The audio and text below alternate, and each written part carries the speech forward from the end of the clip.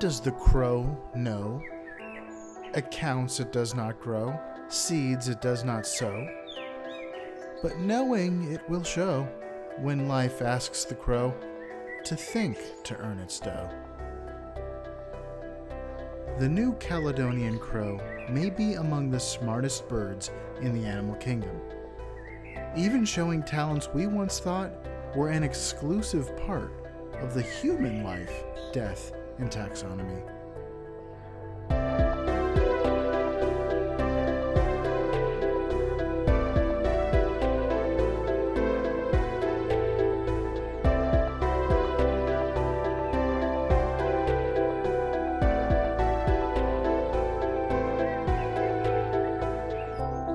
Welcome back to Life, Death, and Taxonomy. It's your 30 minutes of interesting animal information. I'm Joe. And I'm Carlos. Thank you to Cassie for the creation of our theme song. To hear more of Cassie's music, please search Cassie Michelle on YouTube or Spotify. And a very special thank you to our patrons. Thank you so much for your support. It's greatly appreciated. Thanks for helping us keep the lights on. If you'd like to donate or just join our community, you can visit us at patreon.com/LDTaxonomy or click on donate on our website at ldtaxonomy.com. And today we're talking about some high-quality bird brains, but more on that later. Yeah, just a little bit of salt, grass-fed, no stress, cage-free bird brains. I'm hungry. Farm to table. Farm to table. Yeah, we're talking about the new Caledonian crow, which I believe is a demigod in Narnia. There's no demigods in Narnia. No, yeah, I know. Just some sort of angelic being, some Tolkien-esque angelic being in Narnia. An emissary. That is very polite. A Ratatosker, if you will. Gotcha. Or a Reepicheep. Yeah, I didn't know that New Caledonia was a place. Never heard of it before. It's not like its own country. It's not like a separate country. Right? No, it's a French territory. Yes. So I had not.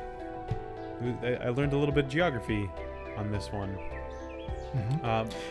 It was a suggestion from Dan and Marianne, who have crows in their backyard, apparently. Yeah, probably not the New Caledonian crow. No. But yeah, Dan and Marianne are my in-laws. I was just at their house a month or so ago, and they have a bird camera and a bird feeder all set up, and Marianne is trying to befriend one of the crows. So it brings quarters?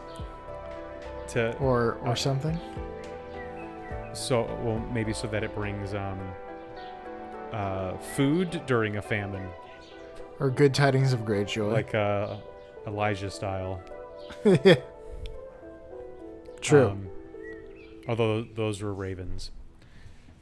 But on New Caledonia, the crow is called the quaquaw because that's the sound it makes. So it's an onomatopoeia name. But we're gonna call it here the murderous MacGyver and the corvid commentator. Nice. But let's taxonomize this. It's a bird, so if you've been with us for a while, you already know what the kingdom, phylum, and class are, but let's go through it. The kingdom is one you know, love, and are in. That kingdom is Animalia. The phylum is Chordata. The class is Aves. And if you've I think we've done like a raven or some birds that were similar to crows or jays. But the order is the largest order of birds, Passeriformes. The family is Corvidae. The genus is Corvus. And the species is Moneduloides.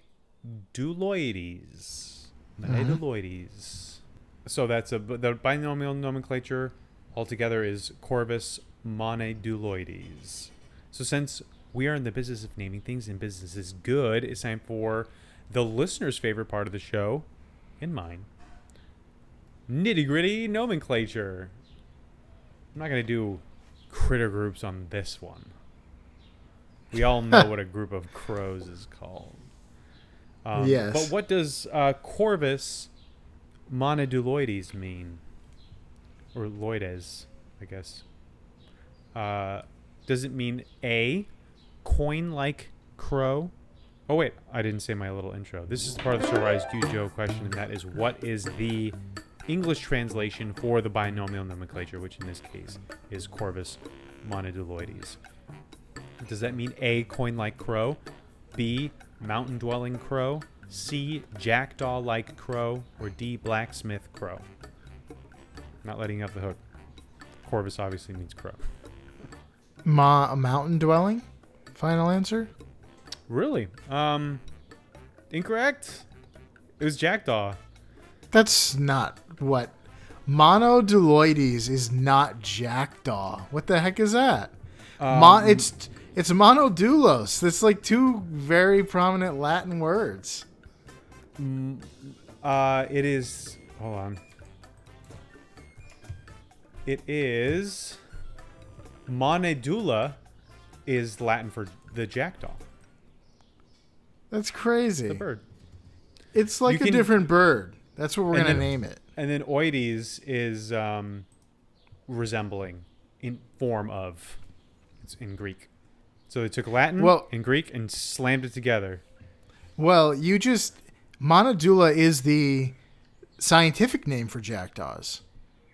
So it's just it's its own. You could have broken it down more. This is like a fraction that's not. It's in its simplest form. I didn't find the common denominator. Exactly. You want to hear about what this thing looks like? Sure. It's a crow. It's one of the famous ones. It is a sleek, all black bird. It has a glossy sheen on its feathers. It is medium sized for a crow. Crows come in lots of different. I almost said shapes and sizes. They mostly come in one shape, and that is crow shape. But they do come in a lot of different sizes.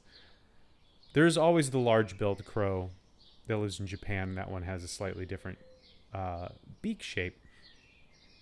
But this one's medium-sized. The new Caledonian one.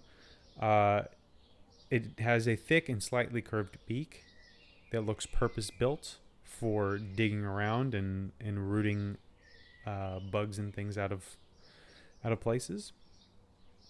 They have black eyes, like a doll's eyes, and have a long and squared off tail, giving it kind of this streamlined silhouette. But other than that, it is a medium-sized black bird. So, if it's right there in the middle of corvids or crows, how big is it, Joe? Great question. Welcome to the beloved Measure Up segment, the official listeners part of the show. The part of the show that's introduced, or the part of the show when we present the animal size and dimensions in relatable terms through a quiz that's fun for the whole family. It's also part of the show that's introduced by you when you send in audio of yourself saying, singing, or chittering the words Measure Up into ldtaxonomy@gmail.com. We don't have a new Measure Up intro this week, but that means we get to hear from an animal. And Carlos has to guess what it is.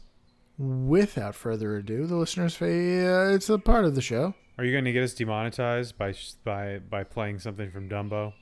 Demonetized? We'd have to be monetized. We'd have to be making money off this.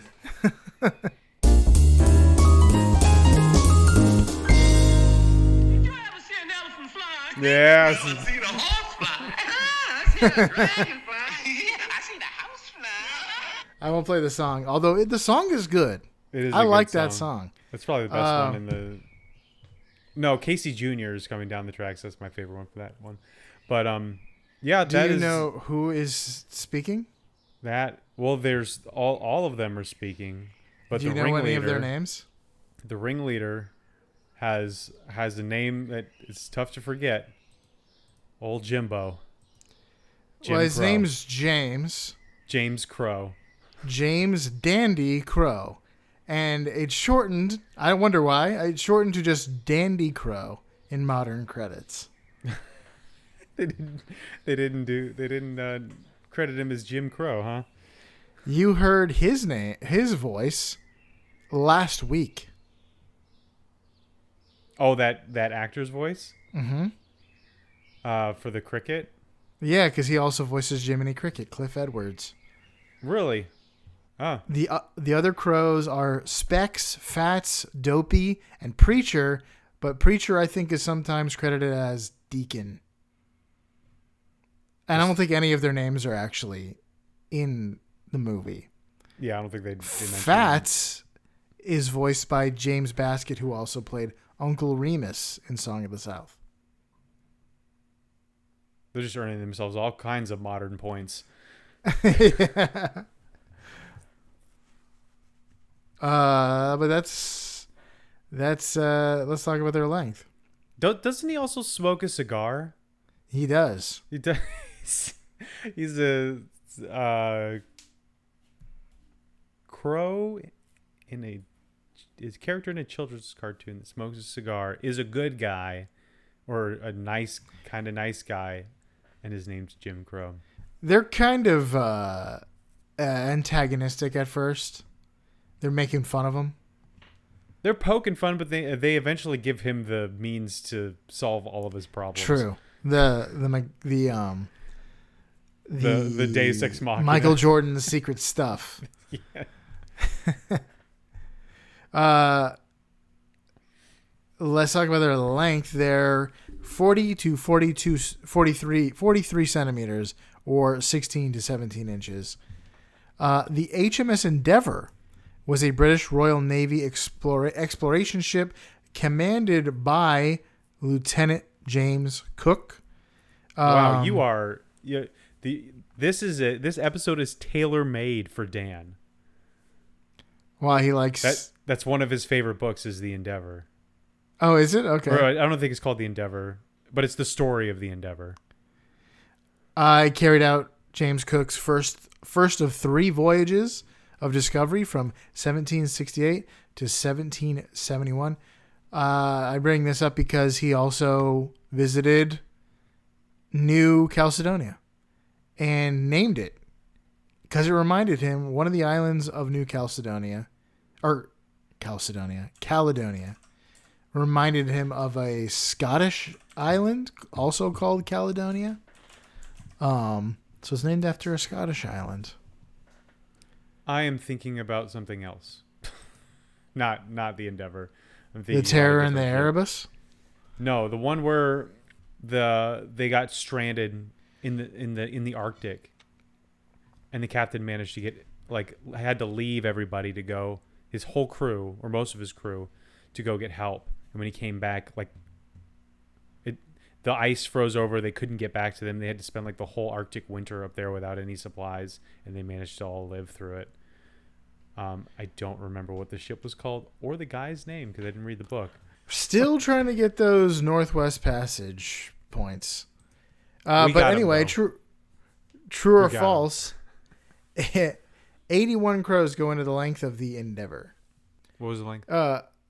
It is 17 inches. 17 inches, 81 crows. It's five crows off. Yeah. Yeah. Okay. Ironically, the James Cook's last voyage, which he died on, was to find the Northwest Passage. But all of his, if you look at they lasted 4 years. These missions. If you look at where he went on the map, he just went literally everywhere. So the mission to find the Northwest Passage, he died in Hawaii. So it just tells you he was just everywhere. Had no idea. No, they had an idea. They just wanted to visit everything, I guess. He was killed by Hawaiians. By lions in Hawaii? Hawaiians. Hawaii. Oh, sorry. You're there are I'm more inclined to believe that there are Hawaiians in Hawaii than lions. So the story of his death is terrible, but it's like very just like terrible bad luck because they were like they were having issues with them. It was getting contentious, so they left. They're like, let's just get out of here. So they left, but a storm blew them back, and like they had to repair the ship. And just imagine, like, you're an angry Hawaiian. You can't communicate well with these people, and you're like, get out of here, just go.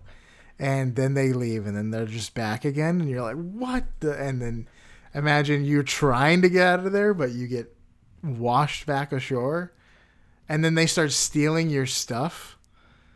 The Hawaiians like stole like small like cutter boats and just like pillaged like pretty much every day. And then James Cook was like, "Oh, we're gonna go back and get one of those boats." And there was a skirmish.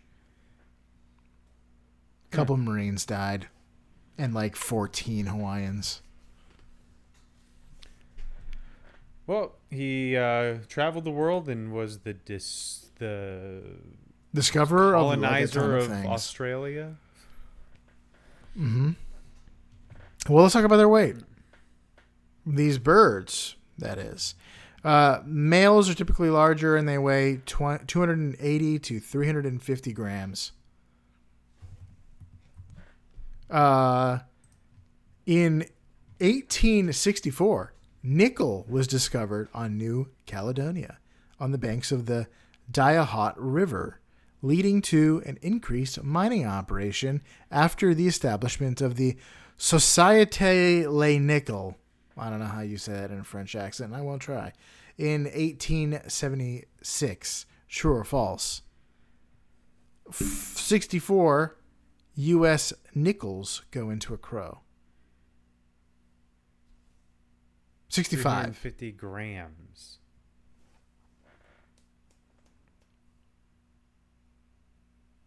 No way. That's 65 nickels would be heavier. It feels like it would be significantly heavier than a crow. The answer is false. Final answer. The correct answer is false. A nickel is 5 grams. On the dot. On the money, you could even say. Wow, so that's really close. Pretty close. So the 65 nickels is 325 grams. And the crow is 350 grams. Mm-hmm. You're making these like real close. if it's a few off, it's just false. It's not like this one it has to, because there's a good chance you knew that a nickel was 5 grams. It's a standard weight, and you've held nickels in your hand before. I have, yes. But yeah, I don't know grams very well. I did not know that nickels were 5 grams. Yeah, I mean, it's the only thing we've got. Because dimes aren't 10 grams. Right. That's all I got for that. Do you have any fast facts before we get into the major fact? I do. So, as indicated by the name, I also been calling this Caledonia. I'm pretty sure it is Caledonia, with an extra syllable in there. And that is exclusively where this crow is found, which are a few islands in the South Pacific, just east of Australia. Not just east, it's many hundreds of miles, but if that's in that region, part of Oceania.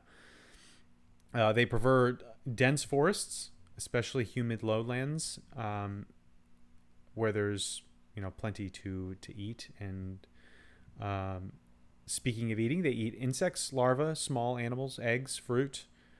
They are omnivorous. They are opportunistic, as crows are wont to be, and as successful urban species of animals tend to be, like rats and pigeons and cockroaches, things that do well adapting to human cities are usually the ones that are omnivorous. But that applies to most. That just broadly applies to crows, not just this one. They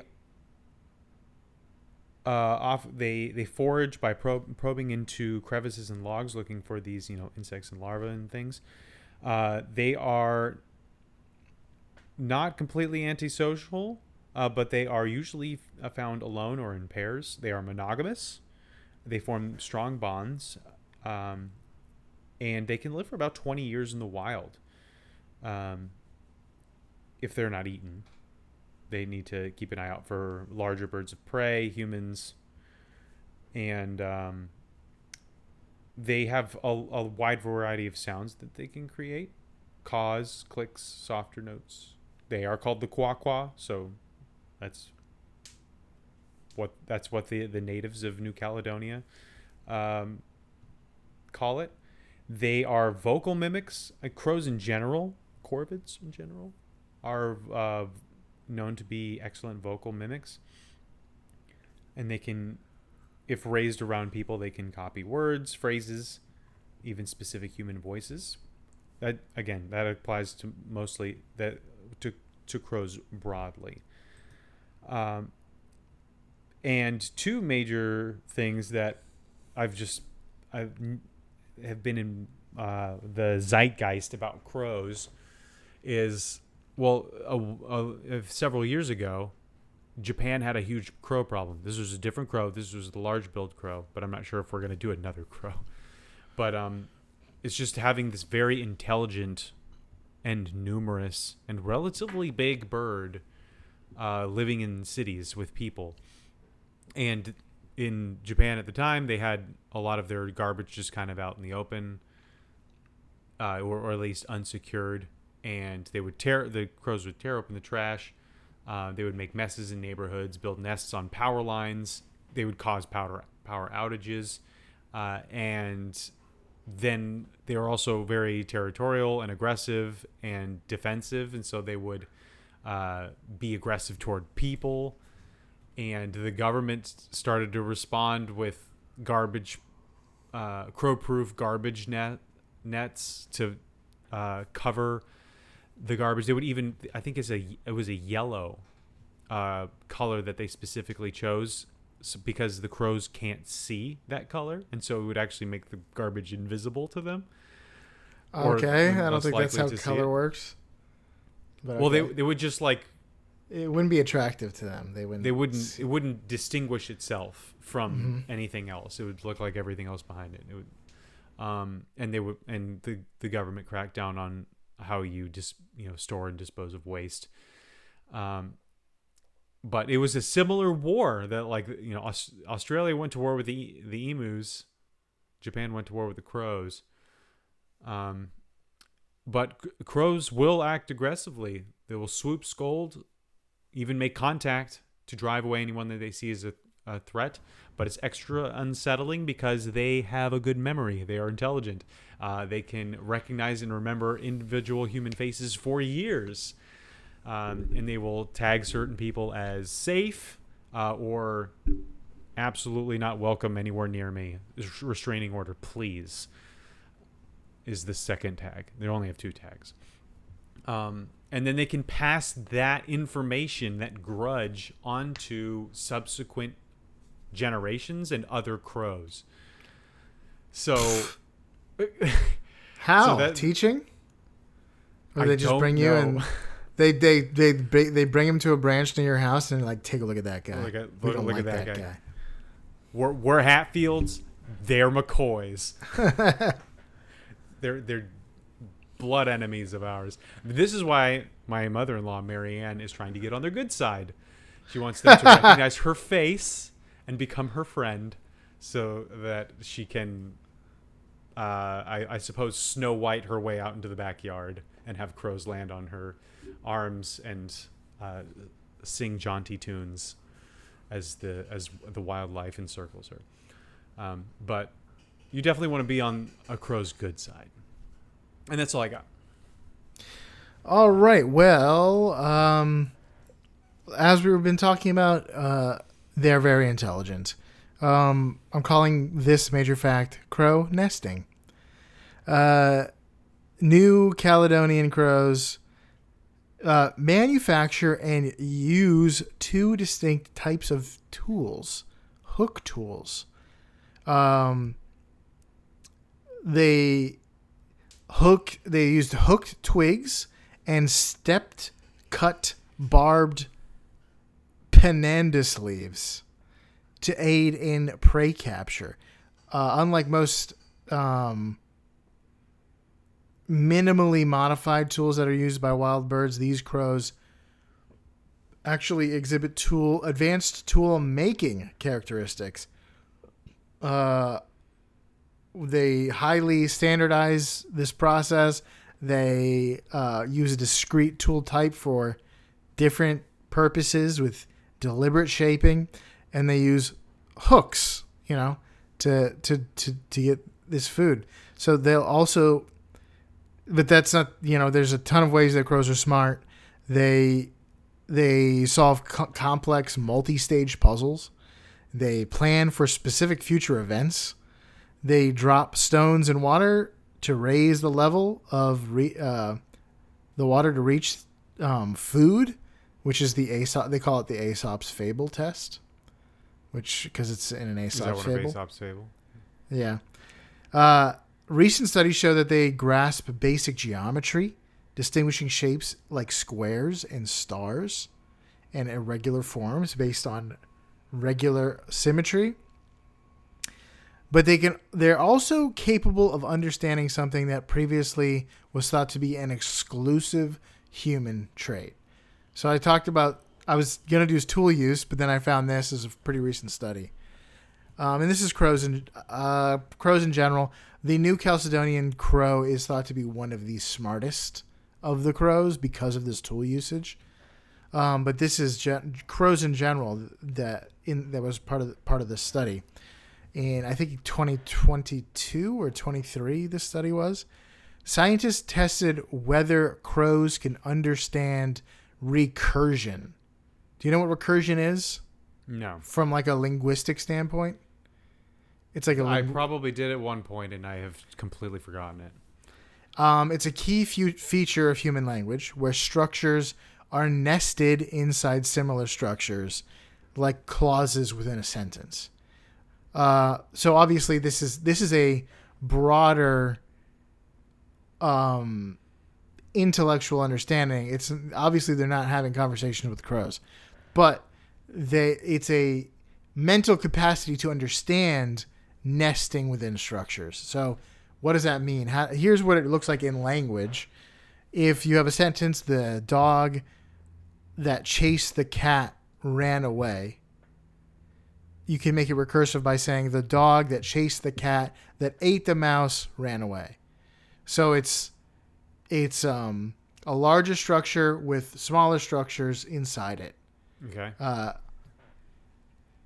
So how did they test crows for this?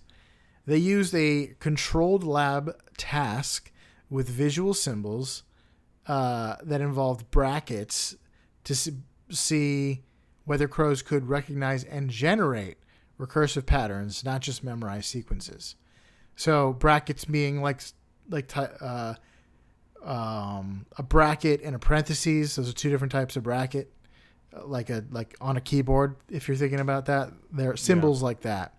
So first, the researchers trained crows to peck symbols on a screen in a specific center embedded order. For example, they're given brackets, two brackets and two parentheses, and they were trained them to peck them in the order bracket, open parentheses, matching close parentheses, and then finally the matching close bracket. So you can visualize that. It looks like what it looks like on a keyboard. Kind of. Yeah, kind of. Yeah. So the structure is nested. The inner pair is completed before the outer pair. Order of operations kind of thing. PEMDAS. So after the training, the real test began. So they showed the crows new symbols that they had never seen before, and the birds had to choose the correct order on their own, like an open symbol and a closed symbol, without being told the answer. So the crows were, if the crows were just memorizing, they wouldn't be able to generalize new symbols or order these new symbols. But the researchers found that the crows often still produced the correct nested recursive sequences. So to make it harder, and rule out like simple tricks, they increased the complexity. So instead of 2 pairs, they had 3 pairs. So one bucket, a bucket inside a bucket inside a bucket kind of thing. A turducken. Yeah. So, and they're able to figure that out. So you had to do 3 different types of opens in a row, followed by the correct corresponding closing. That's wow. Brackets. That's impressive. And they were figuring it out. So this makes guessing or simple pattern learning less likely. And the crows still tended to choose the correct outer to inner matching structure correctly. So when given new symbols, the crows generated correct recursive sequences about 40% of the time, similar to children at a certain age, and better than primates that they did this test on. So 40% seems low, but it's good for a bird. It's on par with children of a certain age and better than primates. So that's pretty interesting. Monkeys you can get there because you can teach them. They need more training. You can get them there, but they needed way more training than the crows got. To rule out pattern recognitions, the researchers increased the complexity of the task, and crows still favored. It suggested that they truly grasp the underlying structure rather than just like symbols. But critics argue that the birds might just be using associative learning and linking symbols based on training clues rather than understanding recursion itself as a concept, where, the relationship between the symbols, and that maybe it's just like the pattern of the symbols rather than like them understanding what we understand about it, like hierarchical. Yeah, they just see like left to right, left to right, left to right, right to left, right to left, right to left. Right, like exactly. Kind of like concave, concave, concave, convex, convex, convex. Right, but the three you still have to match them in the order, and it's not like it's a chiastic pattern. It's not just like open, open, open, close, close, close. It's got to match the corresponding, and it's not in order. So it's not like bracket parenthesis close bracket close parenthesis like you might think, but you have to understand the chiastic structure. But the chiastic structure, that's a new word for me. What is chiasms? Are like ancient literature, like in the Bible and stuff like that, when a story has parallels at the beginning and the end that are in this order, with the center having no parallel to make that stand out. I see. Yeah. I wish I had a example of that. There's some psalms like that. Yes, exactly. Yeah. Interesting. Okay. So why would birds need this skill? If they do have it, then why do they need it? For a long time, linguists like Noam Chomsky argued that recursion was a core, uniquely human feature of language. But studies in animals and monkeys and crows and other creatures have chipped away at the idea. Instead, recursion might be a general cognitive capacity that language builds on. So it might be something that humans understand and language uses that, but it is not language first and then recursion later. So, which is what Noam Chomsky thought, but it might just be something that we can grasp. So it is a feature of our language. So why do birds have it? One idea is that recursion is really more about handling hierarchical structures than it is, linguistic. So it turns out to be useful in some non-linguistic ways. So like social relationships in a complex group, individuals need to be able to track A outranks B and B outranks C, which means A outranks C kind of stuff. That's not exactly this, but it's the kind of thinking that might lead to recursion. I feel like turkeys have recursion then. Because yeah, they understand the pecking order. Then you would think like, there's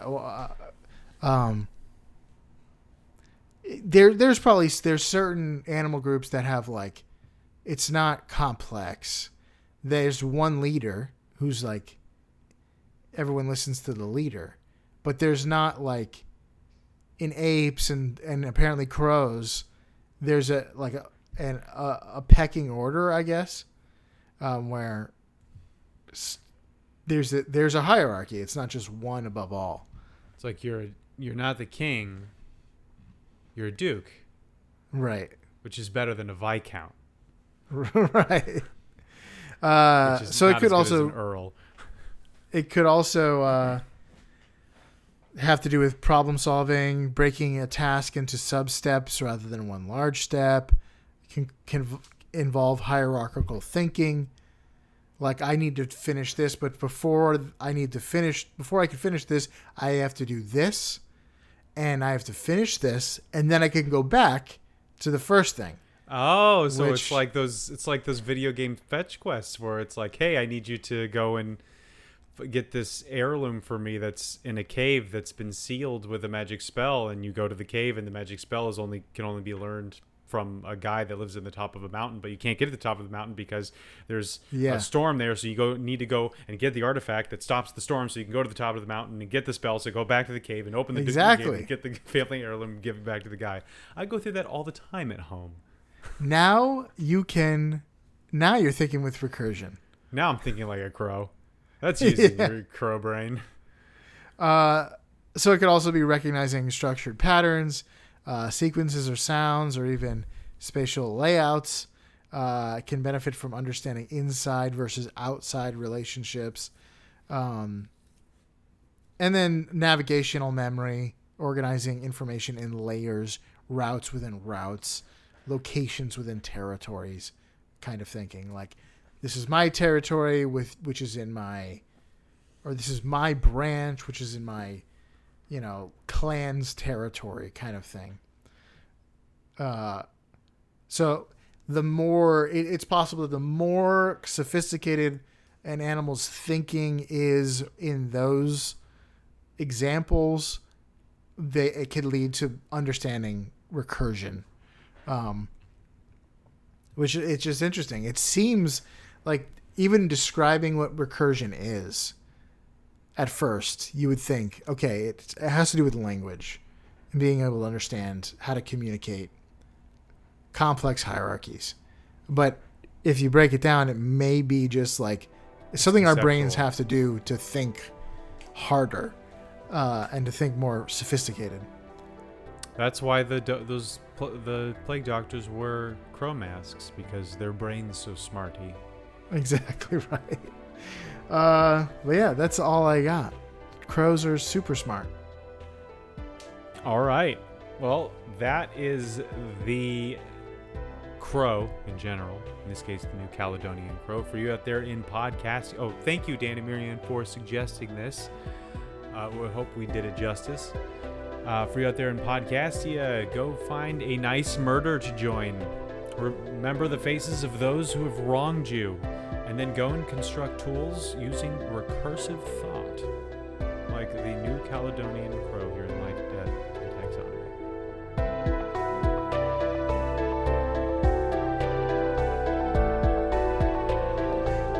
Hey Taxonomy Titans, I just want to remind you that we have a Patreon that you can find by going to ldtaxonomy.com/donate. All of our episodes are uploaded there. Sign up for free to engage with us, leave episode suggestions, or chat with other animal enthusiasts. If you find it in your heart to donate, it will help us cover some costs and continue to make the show. Plus, we'll thank you every week. Most importantly, thank you all for listening.